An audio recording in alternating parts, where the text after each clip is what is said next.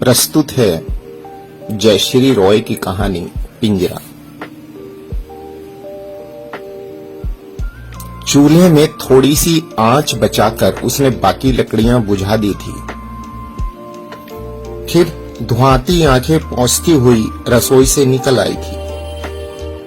राणा आए तो गरम फुलके सेक देगी, मगर वह आएगा कब? दोपहर की धूप छज्जे से सरक कर अब पिछली दीवार से नीचे उतरने लगी थी। सूरज अपनी ढलान पर था। गहरी सांस लेकर वह कुएं की जगत पर जा बैठी थी। कपड़े ही कांच ले, किसी सूरत समय तो बिताना था। आजकल सूजा के दिन पहाड़ से होते हैं, कांटे नहीं कटते। काम करे तो कितना, घर द्वार आईना बना चमकता है। धोबन संजी ठटोल करती है, बर्तन जीभ से चाटकर साफ करती है कि मांझकर बहुरानी। जी जलकर रह जाता है। गोने के बाद दूल्हा जुम्मा जुम्मा 8 ही दिन घर में बंधा होगा। प्रेम का जवार जैसे हर हराकर चढ़ा था, वैसे ही झटपट उतर भी गया था। मन आगाया तो फिर से अपनी पुरानी दिनचर्या में लौट गया। हवस का रिश्ता होता ही ऐसा है। अब रोज तड़के घर से निकलता है और रात गए नशे में धुत होकर लौटता है। बाट जोहती, पल गुनती मोम की गुड़िया जैसे विरह में पिघल कर रह गई है। मन की आस आलाद असमय छीज कर रह गई है। कोयल की कूकू फाग बूंदी बादर में मन उत्साह से भर जाता है, मगर जिसके लिए यौवन का सारा साज सरंजाम उसी का कहीं पता नहीं होता। बीती आंखों में अब सपने दुखने लगे थे। काजल अहरह लिसरे रहते। बुढ़िया आज ही दबी जुबान कहकर गई है, पड़ोस के गांव की किसी बंजारन से टांका भिड़ा है भतार का। हाय राम जी। अकेली बिस्तर पर पड़ी पड़ी वह टसुए बहाती। छज्जे पर पुरवैया डाकिन चुड़ैल की तरह हू हू करती फिरती। नेहे हिम का जुल्म अलग लगा रहता। अब तो हिया गलाने की ऊर्जा भी शेष न बची थी। तितली सरोखी सलोनी आंख पांख रेत की ढू बनी सूखी पड़ी थी। अकाल क्या सिर्फ धरती को बंजर बनाता है? कोई सूजा की राख हुई काया को देखे तो बूझे। हरजाई मर्द का दुख हरी भरी अमराई सी औरत को बबूल का ढेर बनाकर रख देता है। इस दुख के कारागार से जाने कब मुक्ति मिलेगी। संजोती में टप टप आंख चुवाती व विरहा गाती। इस विरह में घात का विष बुझा मरण दंश भी था। अबूझ व्यथा में छाती आंचर भीज कर रह जाता था। अपनी दीदे ही बहा देगी क्या? विदाई की बेला बहा गहते हुए उसकी मीता ने छेड़ा था। काश आज आकर वह इन आंखों की दुर्गति देख जाती। मां के बाद कोई मायका नहीं बचा था। इधर ससुराल में जेठ देवर की दुश्मनी। जेठानी सुबह शाम सुना सुना कर पूरे कुंबे का श्राद्ध करती है, तो देवरानी नित दरवाजे पर बच्चे हागा जाती है। उसका जी हलकान हुआ रहता है। गांव वाले भी उन्हीं की तरफ। गंजेड़ी मर्द से सभी कन्नी काटते हैं, बीच में रह जाती है वह बिना कसूर काला पानी काटती हुई। ना पति का प्यार, ना सगे संबंधी का साथ, उसकी तो गति ही हो गई। अकेली पड़ी पड़ी जी अकपकाता है। कितने दिन हो गए खुलकर हंसे बोले हुए। पहले जो वह खिलखिलाती थी तो जैसे बतासे बिखर जाते थे। अब तो खुद की शिनाख्त करना भी कठिन लगता है। आरसी में सूरत न जाने किसकी दिखती है। इसी पूनों के चांद से रूप पर कभी 4-4 कोस तक बातें होती। पहली रात घूंघट उठाकर राणा टुकुर ताकते रह गए थे। देह पर हाथ फिराते हुए फिर ठट्टा किया था, तुझे बिलोया तो माखन निकल जाएगा, इतनी चिकनी है तू। उसकी तरफ बेहयाई से तकते हुए लोभ उसकी आंखों से मानो चूहा पड़ रहा था। सुनकर उसके गाल टमाटर सरीखे लाल पड़ गए थे।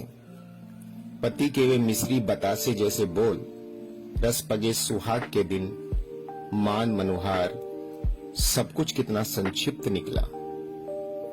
पूस की मायावी धूप की तरह चढ़ते ही चढ़ते गोरैया सी फुर। वह अवाक सोचती, वे दिन सच के थे या कोई सपना। कपड़ों का अंबार धो कांच कर वह छत पर फैला आई थी। उतरते हुए देवर के आंगन में सहज नजर पड़ी तो देवरानी उसे देखकर देवर से छूटकर आंचल संभालती हुई भागी।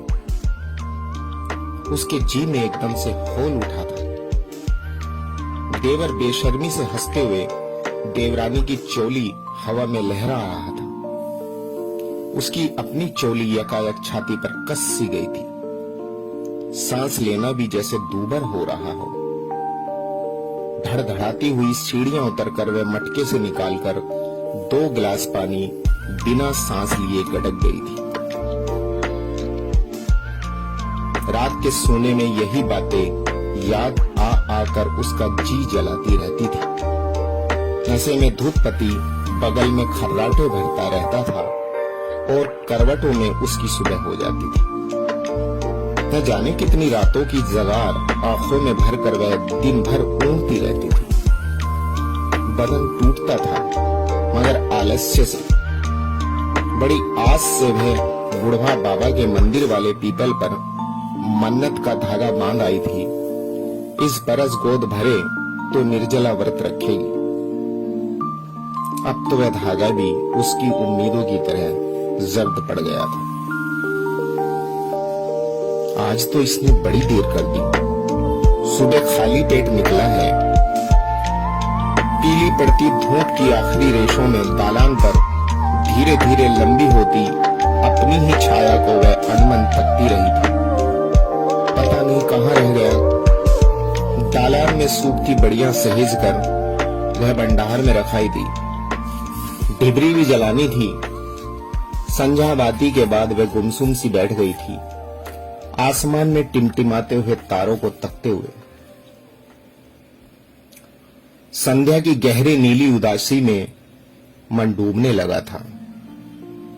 तुलसी चौरे पर जलते हुए दिए की पीली लो में दीवार पर जाने कैसी कैसी आकृतियां बनने बिगड़ने लगी थी, जैसे भूत प्रेतों का छो नाच लगा हो। नीम के सफेद फूलों निम्बोलियों से आंगन पट गया है। कल सुबह उठकर पहले बुहार लेगी, घुटनों में थुथनी धसाते हुए उसने सोचा था। न जाने क्यों मन आज बड़ा शांत हो रहा है। रह रहकर बरामदे में पिंजरे का सुग्गा कभी टैटने करता हुआ अपने पंख फरफरा रहा है तो कभी चोंच से पिंजरे की सलाखों को काट रहा है। सूजा भूली भूली सी उसकी तरफ देखती रही थी। सांझ का ललचोहा आकाश घर लौटते पक्षियों की सुनहरी कतार से झिलमिला रहा था। चारों तरफ उन्हीं का कचर मचर मचा था। उनकी आवाज से पिंजरे का मिट्ठू जैसे और अधिक बेचैन होता जा रहा था। सूजा को बरबस अपना गांव, बचपन, हमजोलियां याद आने लगी थी। मन में एक हूक सी उठी थी। वह कांटा बिंदी मछली की तरह कलप उठी थी और फिर न जाने क्या सोचकर उसने अचानक उठकर पिंजरे का द्वार खोल दिया।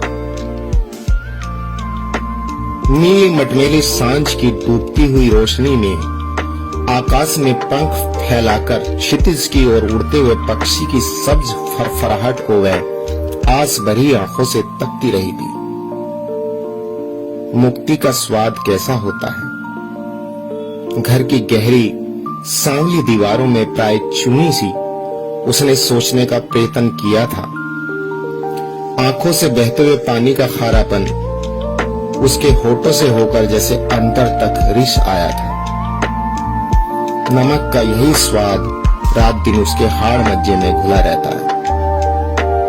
आज इस पिंजरे को खोलकर एक पल के लिए ही सही उसे लगा था उसने स्वयं को मुक्त कर लिया है। कंधों पर दो उजले पंख जैसे अनायास उगाए थे। सामने गहरा नीला संभावनाओं का आकाश था और एक पागल उड़ान अंदर ही अंदर कहीं पर तोल रही थी। हवा में उन्माद देने वाला निमंत्रण था। उसके भीतर की जंग खाई सलाखें जैसे यकायक टूटकर बिखर गई थी। मुक्ति के इस छोटे से तिलस्मी क्षण में न जाने कितनी देर तक आकंठ दूधी व सुध-बुध खोई सी खड़ी रही थी। उसे समय का ध्यान नहीं रह गया था। बाहर दरवाजे पर खड़ा राणा बड़ी देर से सांकल खटखटाए जा रहा था। अभी आप सुन रहे थे जय श्री रॉय की लिखी कहानी पिंजरा।